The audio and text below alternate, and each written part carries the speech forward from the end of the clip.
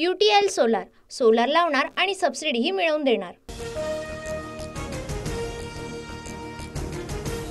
पुण्यात होणाऱ्या हत्यांमुळे अजित पवार पोलिसांवर नाराज। वरिष्ठ पोलीस अधिकारी कमी पडतायत, पोलिसांनी आमच्या आवाक्यात नसल्याचं सांगावं, नवीन अधिकारी नियुक्त करू, अजित पवारांचा इशारा।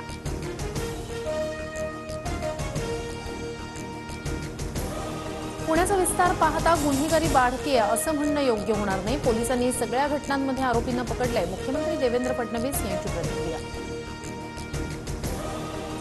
पुण्यातील शुभदा कोदारे हत्या प्रकरणाचा व्हिडिओ समोर, कृष्णा कनोजाकडून आर्थिक वादातून IT कंपनीत काम करणाऱ्या शुभदाची हत्या।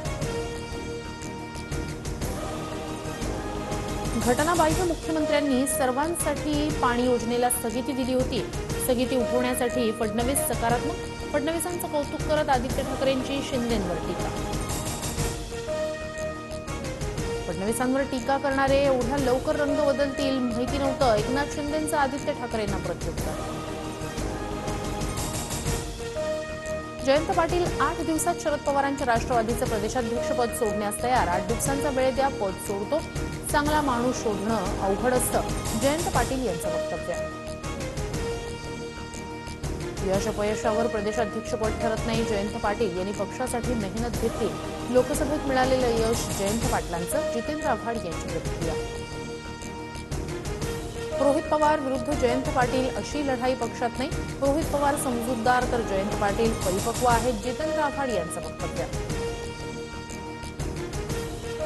स्थानिक स्वराज्य संस्थांच्या निवडणुकीत 50% महिलांना तर उर्वरित 50%मध्ये तरुणांना संधी देणार, प्रस्थापितांना संधी देणार नाही, बैठकीत शरद पवारांकडून स्पष्ट। एखादा कार्यकर्ता चांगलं काम करतो तेव्हा त्याला पदं मिळतात। परळीत लाडकी बहीण योजनेचे अध्यक्ष वाल्मिक कराड असल्याच्या प्रश्नावर चंद्रशेखर बावनकुळे यांची प्रतिक्रिया। धनंजय मुंडेंचा राजीनामा न घेण्यावर अजित पवार ठाम, चौकशीत वरिष्ठ दोषी आढळले तर गय केली जाणार नाही, अजित पवारांकडून स्पष्ट। बीड हत्या प्रकरणात दुरान्वय संबंध नसल्याचं धनंजय मुंडेंचं मत, मुंडेंच्या राजीनाम्याच्या प्रश्नावर उपमुख्यमंत्री अजित पवारांचं स्पष्टीकरण।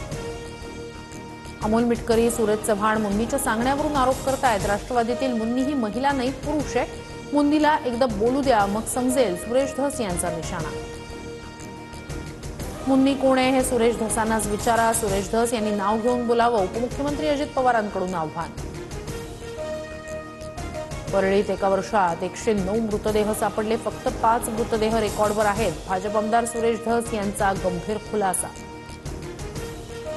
अमोल मिटकरी आणि हाकेंकडून देशमुख हत्येवरून फोकस डायव्हर्ट करण्याचा प्रयत्न, भाजप आमदार सुरेश धस यांचा आरोप। स्वतःचं पाप झाकायला ओबीसी करू नका, धनंजय मुंडे भीत नाही, 25 जानेवारी नंतर भेटा, पैठणमधील मोर्चातून जरांगेंचा धनंजय मुंडेंवर निशाणा।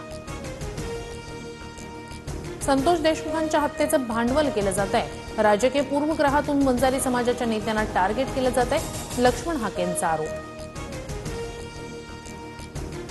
टीआरपीमध्ये 21.9 रेटिंगसह TV9 मराठी पुन्हा नंबर 1, प्रेक्षकांची पसंती फक्त TV9 मराठीला। UTL सोलार सोलार लावणार आणि सबसिडीही मिळवून देणार।